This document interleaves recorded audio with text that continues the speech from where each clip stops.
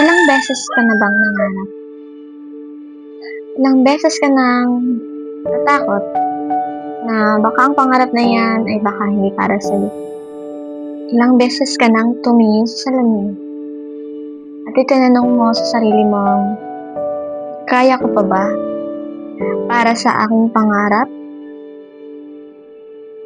Kaya ko pa bang maging sapat para sa kalalabasan ng aking pangarap? Dahil ako man ay minsang naligaw, nalugmok dahil sa mga pagsubok. Muntik nang maniwalang hindi ko kaya. Pero ngayon, gaya ng mukha ng maraming kabataan, narito ako.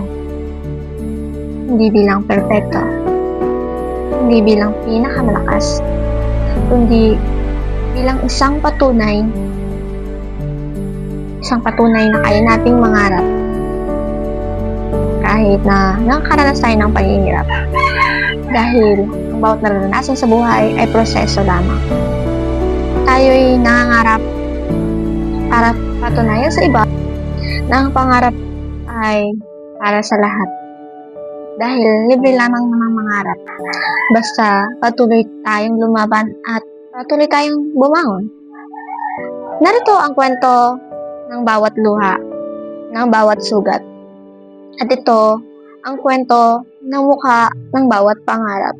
Naalala ko ang mukha ng batang ako. Nangarap ng simple lamang ang magkaroon ng bahay-bahayan. Walang takot, walang duda. Basta ang alam ko, kaya kong maabot. Kaya kong magtagumpay. Humihiling ako sa bituin na sana maging guro ako. Dahil sabi nila, kapag ang hiling mo'y taos puso, ito'y pakikinggan, ito'y ibibigay. Kaya't ang aking mga matay walang sawa sa pagkislap. Walang sawa sa pagkinang, sa pag-aabang. Kumikislap sa dilim na tila nagsisilbing liwanag. Ang liwanag na may dalang pag-asa. Ngunit, bakit tila habang ako'y lumalaki, ang pangarap na simple lamang ay kay hirap palang abutin. Dahil tila ngayon ay kay bigat na pasanin. Ang daan na inakala kong patag, marami palang lubak. Puno ng bato, puno ng pagsubok at puno ng sugat. Na tila ba isang maling hakbang, babalik ka sa simula. Isang pagkakamali lamang ay tila ba nawawalan na ng pag-asa. Ngunit sa kabila ng lahat ay may liwanag na sumisilip. Sabi nga, bago ka umakyat sa bundok ay meron kang pangakong binitawan sa baba nito na hindi ka susuko. At doon ko nakita ang tunay na dahilan kung bakit ako lumaban. Nakita ko ang mukha ng aking mga magulang na sa kabila ng pagod, sa kabila ng walang pahingang paggawa, kaya pa rin nilang mag-alay ng ngiti.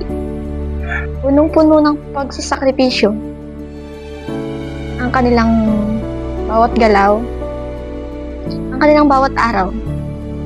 Ngunit, hindi kailanman narinig na sila ay magreklamo.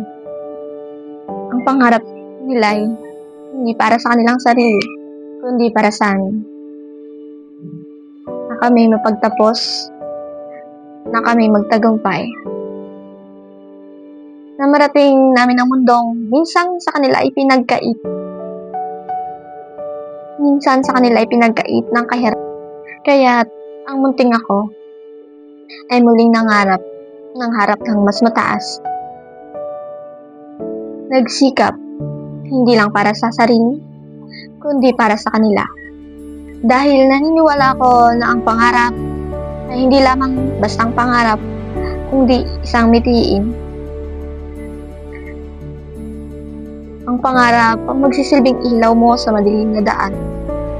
Kung minsan man ang daan ay natatakpan ng ulap, ng pagkabigo, ng takot at ng pagdududa. Pero hindi ito nawawala. Dahil sabi nga nila sa bawat pagsubok, Sa bawat pagsubok ay may lakas na bumabangon. Mayroong mga mukha ng pangarap. Iba't iba man ang kwento, iba't iba man ang laban. Ngunit di isang pinanggalingan ang pag-asa at isa rin ang patutunguhan, kundi ang tagumpay. Pangarap ang magiging ilaw, pangarap ang magiging gabay, at pangarap ang magiging inspirasyon sa mundong punong-puno ng pagdududa. Punong-puno ng mga pusong minsay na pagod na.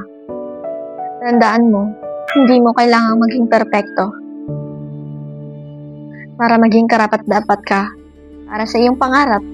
Dahil ang pangarap ay hindi sinusukat sa bilis, kundi sa ating tapang na ito'y ipagpatuloy.